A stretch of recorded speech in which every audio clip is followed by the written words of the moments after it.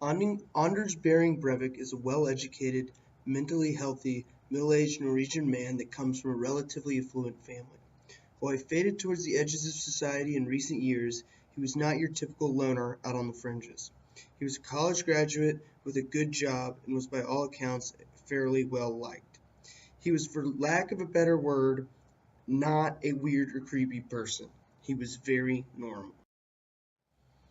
He was also an extreme right-winged fascist and anti-feminist who deeply despised the Norwegian government, Muslims, and women.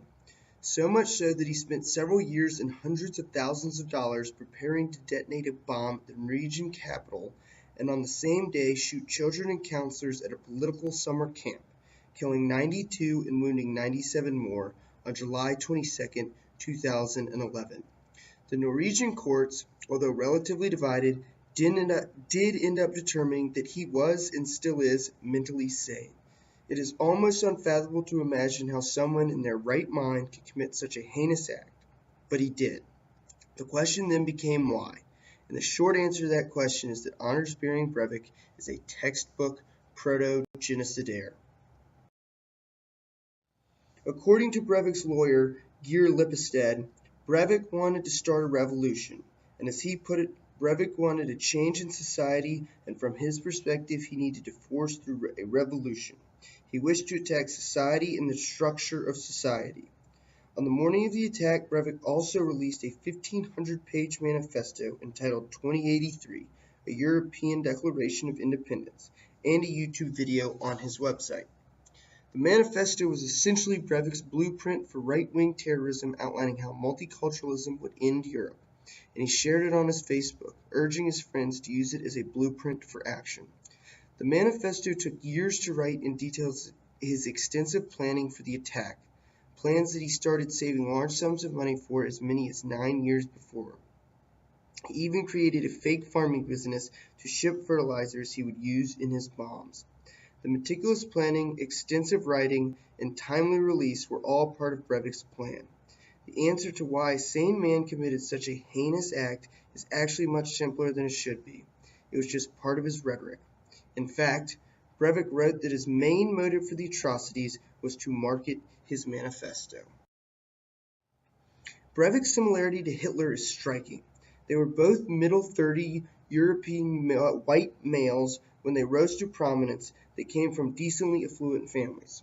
They are both rather bright individuals who were educated and decently well-liked. They both had a vision of Europe as a white, male-dominated, powerful continent. Breivik hated multiculturalism and believed it would kill Europe. The only difference between Hitler and Breivik being primarily Breivik saw Muslims and women as the problem. But in Hitler's time, there were few Muslims and Germans that they too would have surely been prosecuted. Breivik, like Hitler, also had a call to arms. He didn't strictly write of his hatred for Muslims and Marxists, which he accused the Norwegian government of being. He wrote of exterminating these completely from Europe, much as Hitler did. Hitler himself had a two-part political manifesto called Mein Kampf, in which he outlined his political views for a future plan for Germany. In short, the only glaring difference between Hitler and Breivik was followers.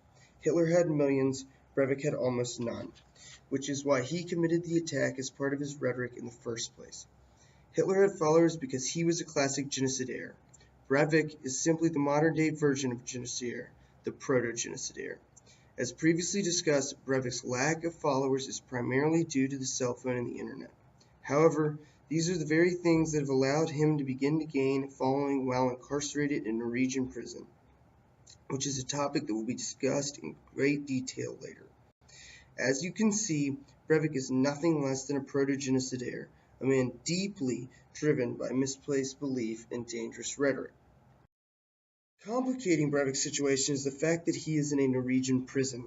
Like many European prison systems, the Norwegian system does not allow capital punishment or long prison terms. Prisoners are also afforded many rights and amenities not found in U.S. prisons. To illustrate, Mr. Breivik was sentenced to a measly 21 years in Norwegian prison for his actions, which so happens to be the maximum term allowed in Norway. He is currently being held in isolation, which consists of a 3-cell block where he can work out, watch TV, and play video games, as well as having access to an outdoor recreational area. Despite this, he sued the Norwegian government last year, arguing that his isolation and constant strip searches violated his human rights. In a very surprising decision, the Oslo District Court ruled in Breivik's favor, agreeing that his isolation did indeed breach the European Convention of Human Rights. The Norwegian government has appealed the decision, and the appeal is being argued at this moment. The appeal hearing has uncovered several points of contention that are on one hand protected as a human right, on the other hand very likely disseminate Breivik's rhetoric to sympathizers. These points of contention are critical to the spread of Breivik's rhetoric and must be addressed. Breivik has personally stated to the court that he is more radicalized than ever because of solitary confinement. This is a point that government lawyers had been arguing for some time. In fact, Attorney General Frederick Siegstra has notified the court that Breivik is simply following the script he explicitly laid out in his aforementioned manifesto. To quote the Attorney General, he has completed the active phase and now he is working on his project as an ideologist and a writer to create networks. There is unfortunately reason to believe that Breivik's ideological project is unfolding as planned. The Attorney General is essentially admitting that not only was this killing nothing more than an integral part of Breivik's rhetoric, it has served its purpose in spreading his rhetoric and attracting followers.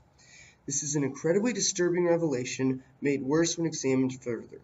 In a letter to the court, Breivik noted he has considered the possibility of using National Socialist dating adverts as a means of spreading his ideology, since their content is protected under the European Court of Human Rights.